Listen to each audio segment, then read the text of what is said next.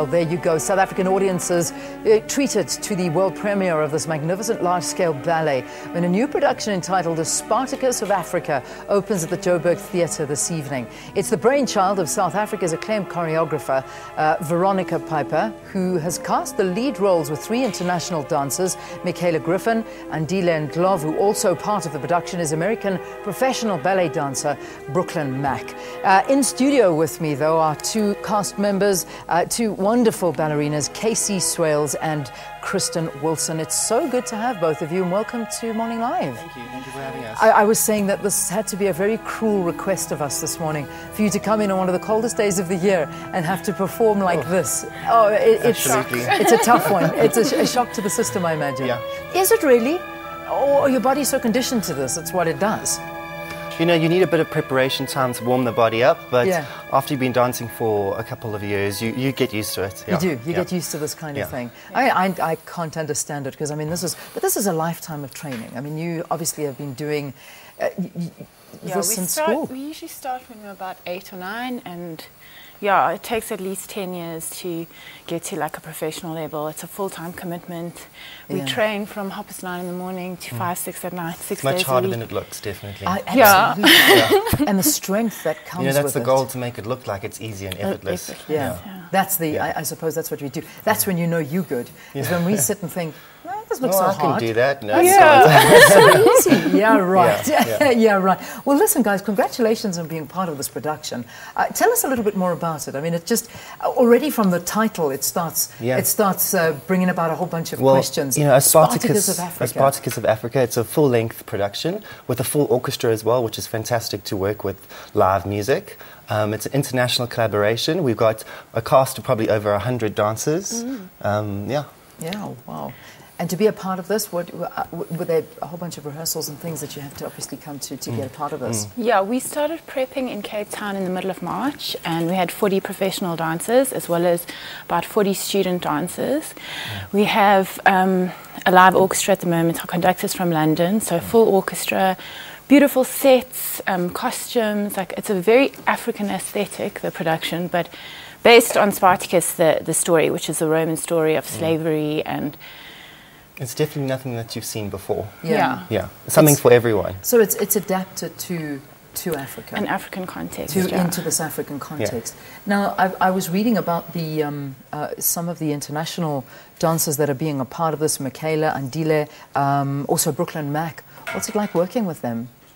It's really awesome to have such amazing, talented dancers. Brooklyn and Andile are from Washington Ballet, so they're guesting here. They're both phenomenal, like in terms of their athletic ability, turning, jumping. It's just incredible to watch such powerful, like, male dancers on stage. Cool. I can just That's the one thing about this ballet. It is male-driven, so there are a lot more male dancers than would usually be in ballets. Which is nice to see for a change. Lots of beautiful bodies as well. I'd say no more. I'm just looking at what's in front of me. It's good enough. I'm very happy. Thank you for coming in and wearing that outfit as well. I think our viewers are enjoying it too. Just in terms of you talk about more male ballet dancers that are going. Are there more and more males taking to ballet as opposed to in previous times, or is there not really a shift? I mean, has it always been there? I don't think so. Nowadays, there's more guys taking up dancing. There's less stigma attached to it. You know, especially in this country. Overseas, it's a different story. You know, there's as many male as there are female dancers. But I think definitely as the times progress, there's definitely more male dancers who feel comfortable dancing. You know, there's not so much stigma attached to it. Well, I mean, you look at a ballet dancer, and you look at the strength of a male dancer, not to put aside a female dancer, because I mean you're obviously holding yourself up as much as the guy is holding yourself up during those lifts that you're doing as well. But I mean, the strength in there is it's mammoth. I mean, you guys can equate yourself to, I suppose, any bodybuilder or gymnast or anything. Absolutely. The amount of training and strength that we have to have is absolutely equal to any athlete, in my opinion. And it's flexibility, so it's strength with flexibility, which is the tricky bit.